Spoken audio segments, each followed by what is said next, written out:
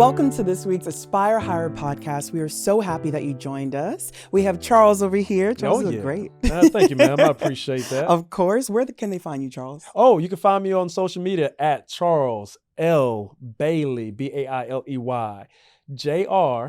And that is my handles on social media. I'm particularly on Instagram. Perfect. And I'm Yvana Bailey.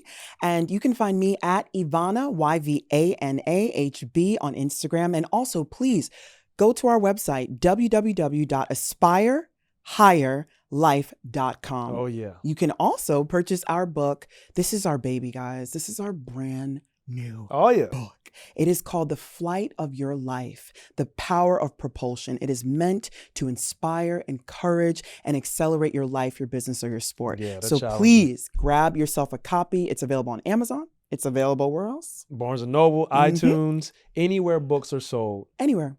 And also, if you haven't listened to our episodes yet, please go ahead, like, subscribe, share it, and hear it, because we are always dropping nuggets for you to grow. All right. Well said. So what are we talking about today? Oh, my goodness. We're talking about IZE. You know IZE? How to maximize, prioritize, and monetize yourself and your purpose. Yeah, that's what we're talking about. And this week, we're going to be talking about how all eyes, IZE, are on you. Yeah, we're gonna the Tupac reference. Oh, the Tupac reference. All eyes on you, actually. That's true. And I actually did not know that song. Yeah, she's not kidding. She had no clue that was a sheltered song. in that. But anyway, so we're going to talk about how to maximize, monetize, and also prioritize your life in alignment with your purpose. Yeah. Now, one of the things I want to start off with is how when eyes are on you, you can face limitation in your mindset, which also delays how you present yourself, how you arrive in life. I notice that sometimes when people don't have vision, they really don't show up authentically and they don't arrive.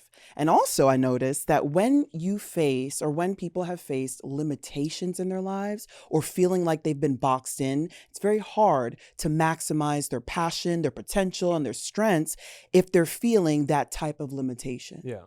Have you ever felt or known someone in your life that has even created a limitation for you where it was hard for you to come out of that box?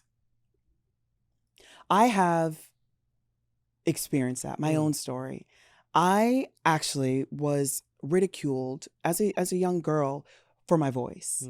My voice was very mature when I was younger, as you can hear it now. And just imagine little baby Yvana coming out wow. with this you were voice. Speaking like that immediately? I mean, some babies speak. I don't know, high intellectuals. Anyway, with that being said, I faced a hurdle in my life that I really didn't get over until I was, I think, in athletics.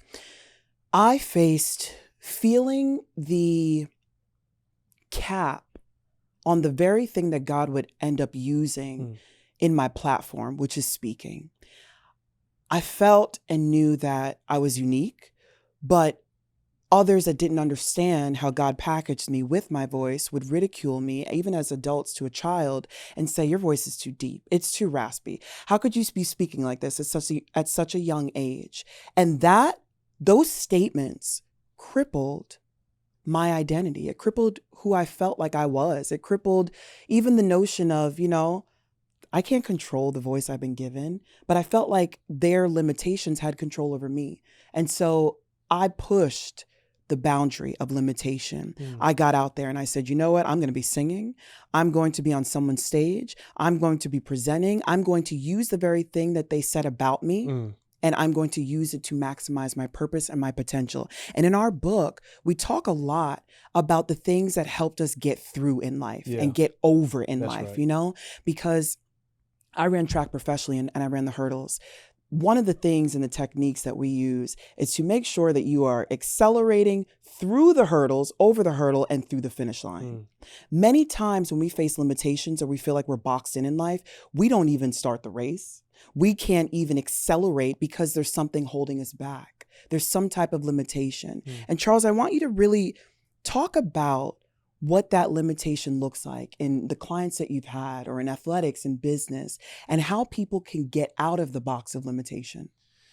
Well, we kind of touched on this in our last episode, and we talked about how some people, they face limitations that are external, but they were really meant to inspire or propel their purpose. But for the sake of your question, let's say someone starts a new position. Right. Or someone signs a contract as an athlete, a professional athlete for the first time in their life, now signing their name on the dotted line. Mm-hmm. Well, what happens is a lot of times is those things now become the parameters in which they exist. So they start living Boxed inside in. their box. That's right. And so what we're talking about and what we really want to talk about is not allowing those boxes to become our limitation. That's right. So in essence, what we're going to be really honing in this whole conversation on is defying, daring to defy. Yes. And to have, to some degree, a defiant attitude.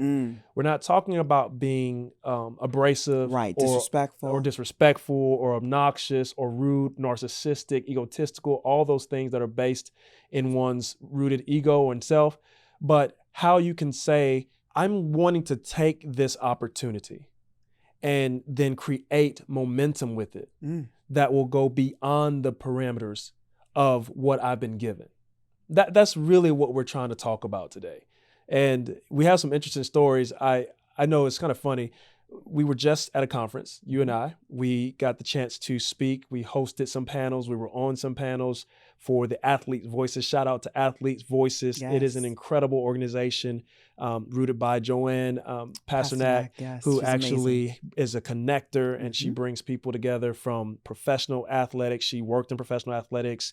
I mean, her connections run deep. Yes. But the point I'm making is in that event, one of the things we were able to communicate with people is, though many of them were there trying to define and discuss what they're doing, 501c3s, how they're giving back, some of them were limiting their existence by discussing everything they did in the form of their giving. That's right. And I'm not talking about their lives. I mean, their organizations. And so we would challenge them and say, but what about you? Right. What are you doing the fight? What are you doing in this thing you say you're truly passionate about? So that's an example I just drew from something that we just got through doing. You did a great job, by the way. But we were actually stressing the fact that you have to have a defined attitude to not let those things become your parameters. That's right. That's right. And I think once you step into the courage of defying the odds are stacked against you, the odds can be anything. Yeah.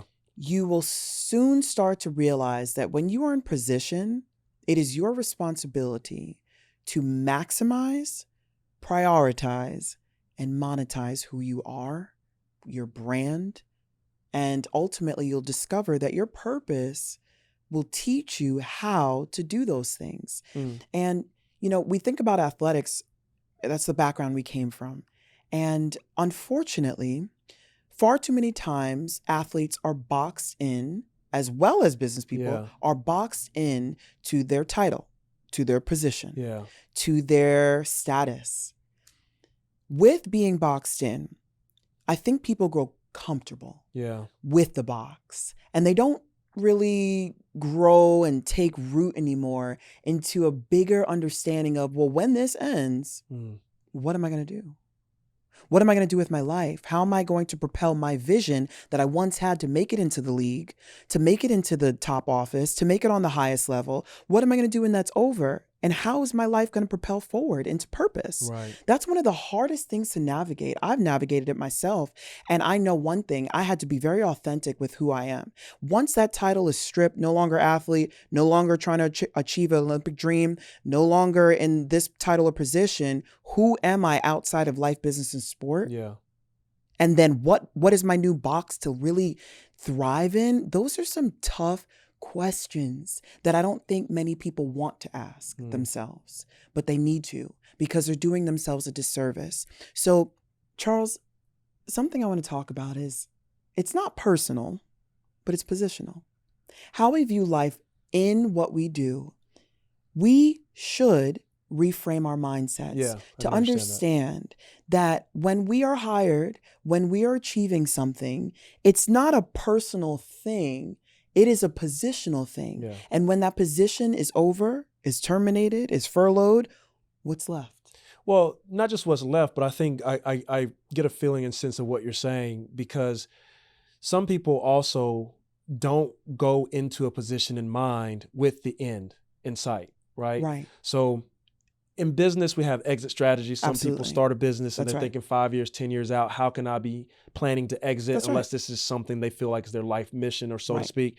But a lot of times what happens is we get so comfortable, as you said, Mm-hmm. that we start to limit ourselves, and we need to develop that defiant, I would almost say attitude, as I said earlier, Absolutely. that forced us to feel like we deserve that opportunity to begin with. Right. Right. But when you're in the opportunity, you have to also keep in mind that there are two entities being served, right? The business entity has you as an employee, or you, if you're a business owner, you have employees, or you yourself are doing a service to a client or customer. Mm-hmm. So there's a transactional basis of the relationship. Right. What happens is as you grow more intimate with your clients and you grow more intimate in these relationships, what happens is you start to lose sight of the transactionalism. And it doesn't mean that you have to see everyone as a transaction. Right. You just can't lose sight that maybe that's how you're seen. Mm. And I guess the reason why I said it that way is because we were at this conference, bringing it back again, and there were people that came up to us in tears after we spoke. And they were saying, you were speaking to me. Yeah. You know, athletes were like, I didn't know what to do. That's right. When After I lost injury. my contract That's after right. injury. That's right. We had literally C-suite executives come up to us in tears. Yeah.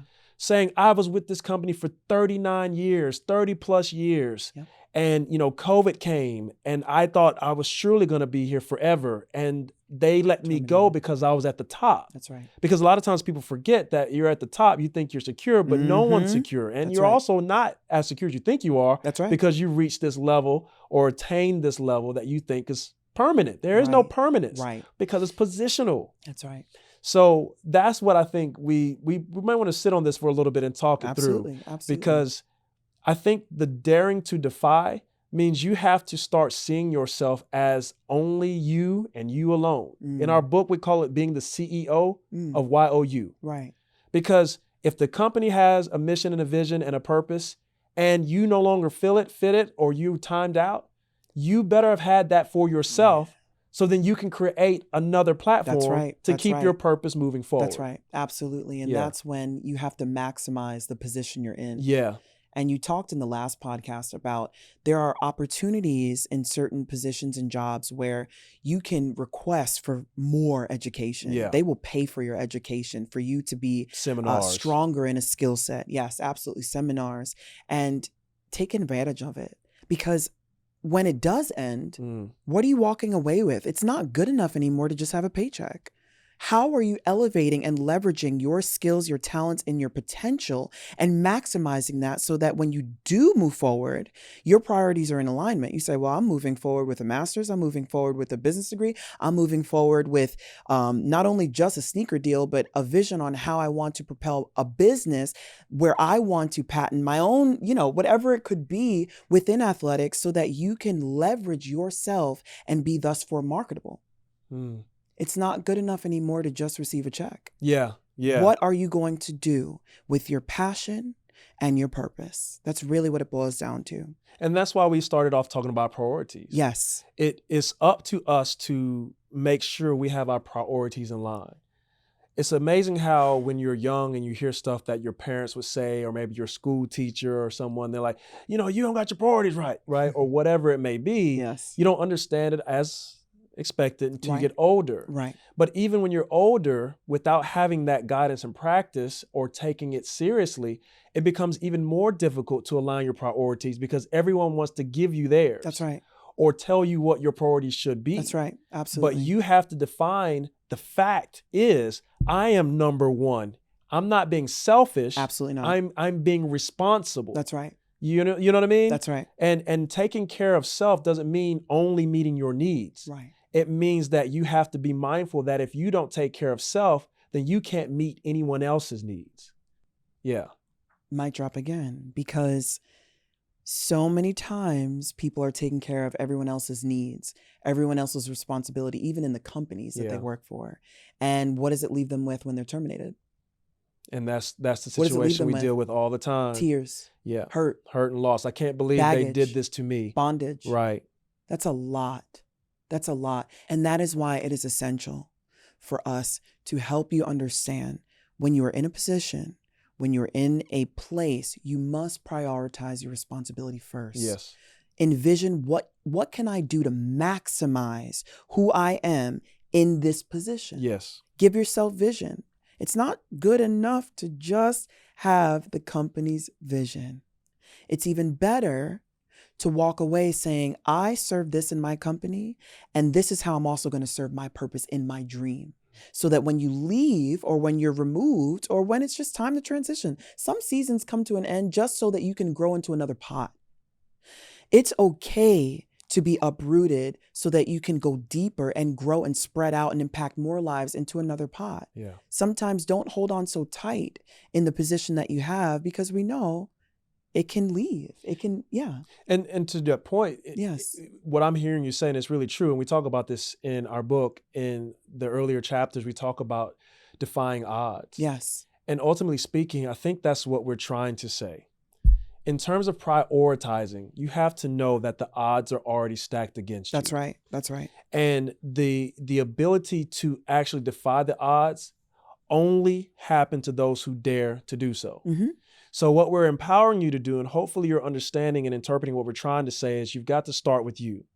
You have to get a sense of empowerment to know that this is a platform that is meant to propel you, and take advantage of whatever you can. If it's seminars, if it's mentorship, Yes. if it's doing some projects to get exposure, whatever it takes to develop yourself, that's the number one priority, because you'll be obviously better for your team, and you'll be better prepared in the future should you decide to do something else. That's right. So right. that's what we're saying. So be daring enough to defy the odds before the odds actually close the door on you. That's a hard because one. you don't want to wait till the end comes, which is why we use the stories and illustrations that many of you probably can relate to, Right. is because you wait too late. And no one likes to believe that the end is coming. That's right. And we're also, in many cases, afraid knowing that the end is coming. Oh, we know. So Absolutely. rather than avoid it, Mm-hmm. we need to be prepared for it. Mm-hmm. There's a story I want to share. It's really funny. It's actually kind of crazy. And I don't know if you know this. I heard it recently. This guy was giving a speak or a talk, and he was talking about buffaloes.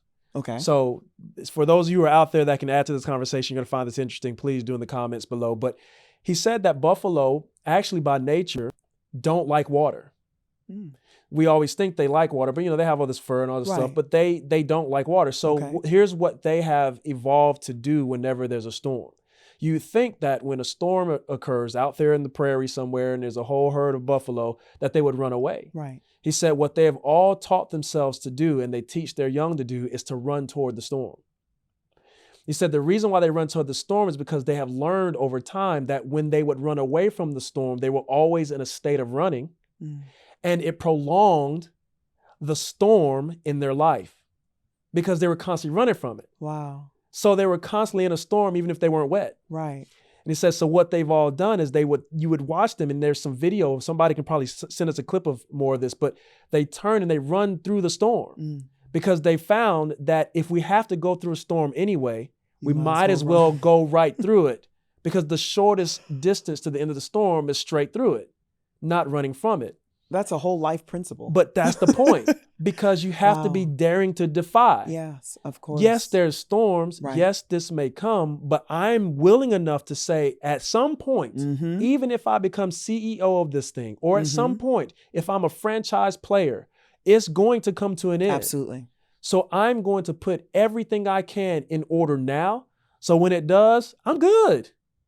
Or I know where to move. Or in fact, I've already been moving. Yeah. And I'm just going to continue with the flow of what I've built alongside of what I'm doing now. I love that. And I'm smiling big because that is the definition of how to maximize your potential. Yep. Full maximal potential and effort. A lot of times, you spoke to athletics, we think it's just about making the shot, helping the team win. But like you said, when it ends, first, we know that there are not a lot of people that are there to help support you and build you up from that. So you have to be very conscious about how you prioritize your end goal. That's crazy too, Charles. There are a lot of people that don't even have an end goal. They're satisfied with just making it. They fought their whole life to just get, if I could just get to this point, if I could just do more than my dad, do more than my mom, if I could just be the one in my neighborhood to make it to the league or whatever it looks like. It's sad because when it ends, we see so many athletes bankrupt with no opportunity, with no way to maximize their platform because there's no platform to maximize at all. It's taken, it's gone.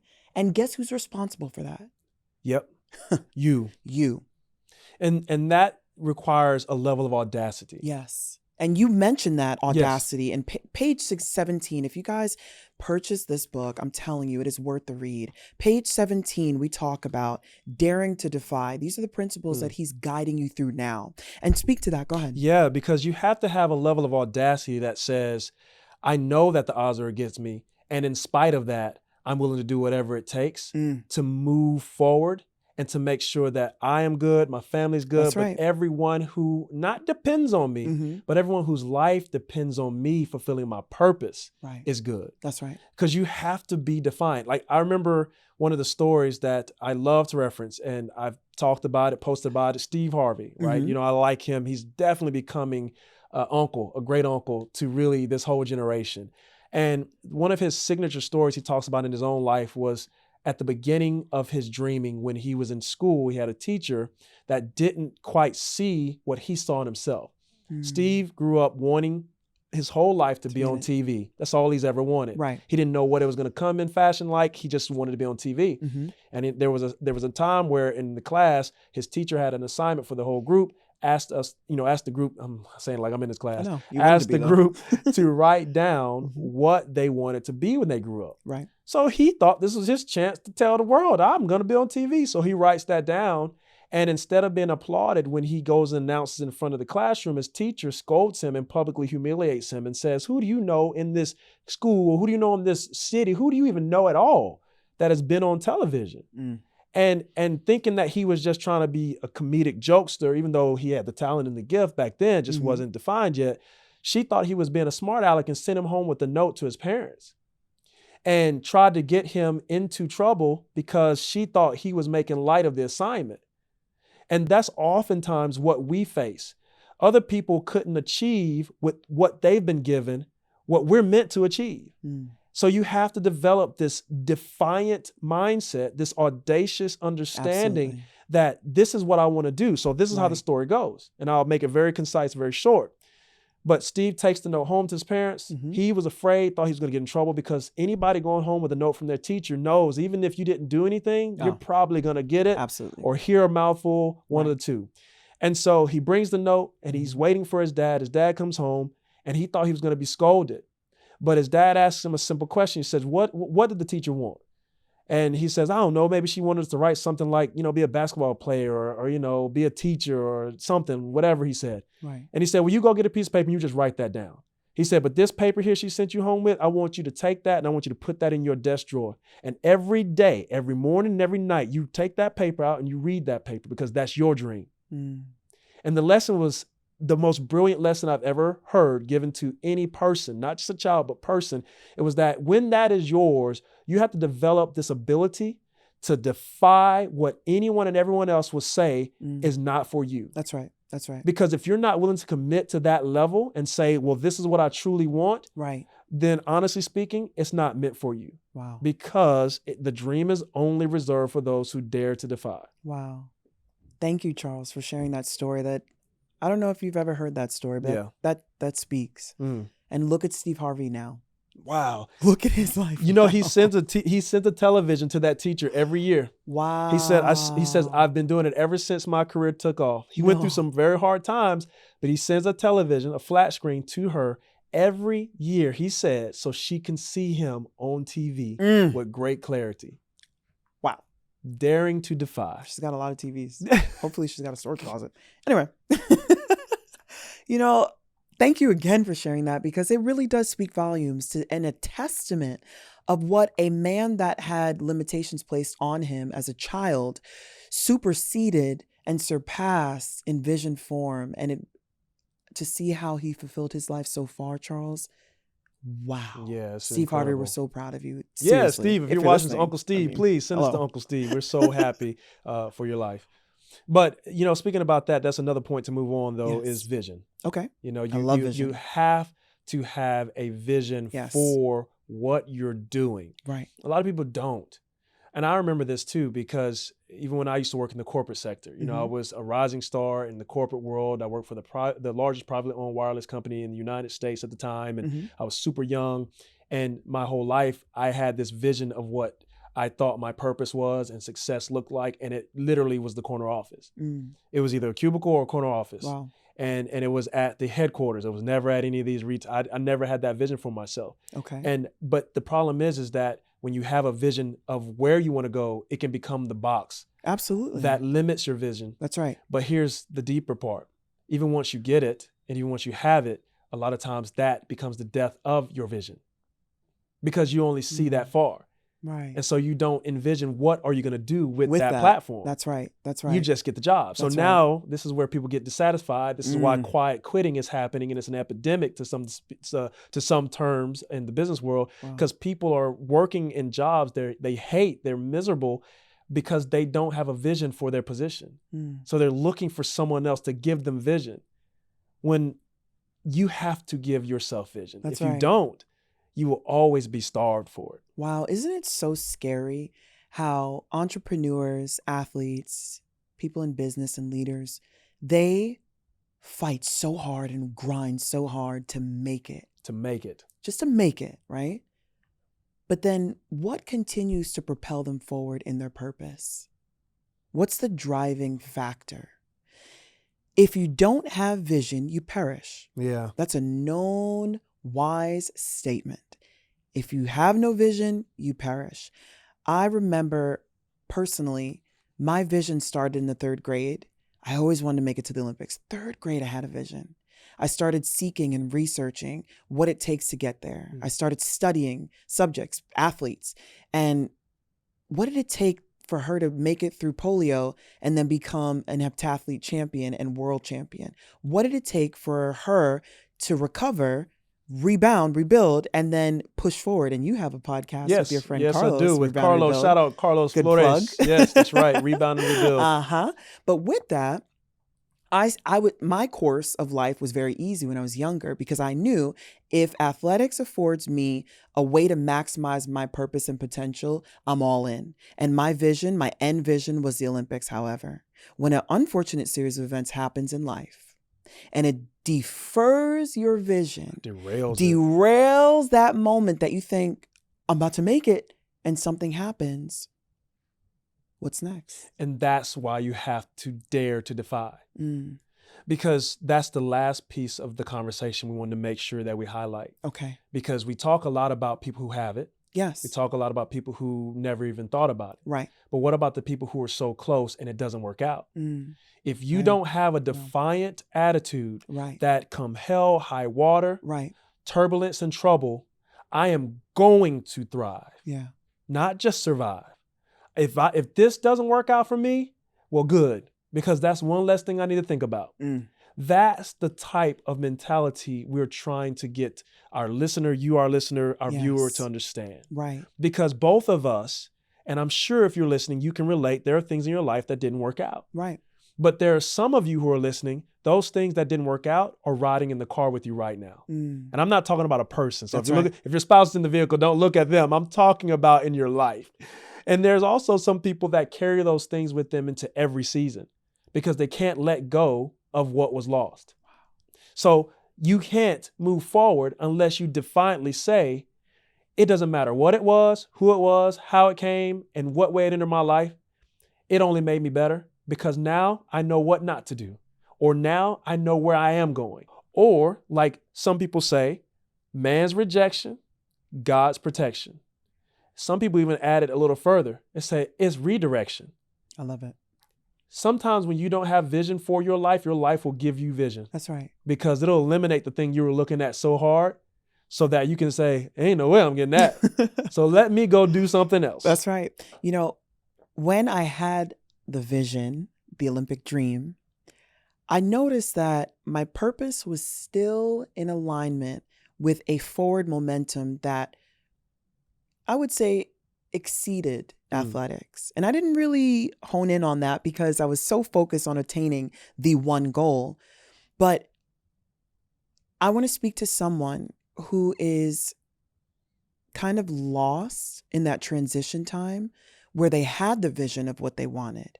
They had the vision of the company they wanted to run or the place that they wanted to start up or whatever it is. And all of a sudden, they began to face life or go through life and they stopped daring. They stopped believing. They've been discouraged. We're dropping all these D's because it's a lot. They've been depressed. I've been there. And let me tell you, it took so much grace that I had to give myself and courage to make it out of that pit. It was difficult. But the one thing I will say is that your purpose is still waiting for you on the other side of it.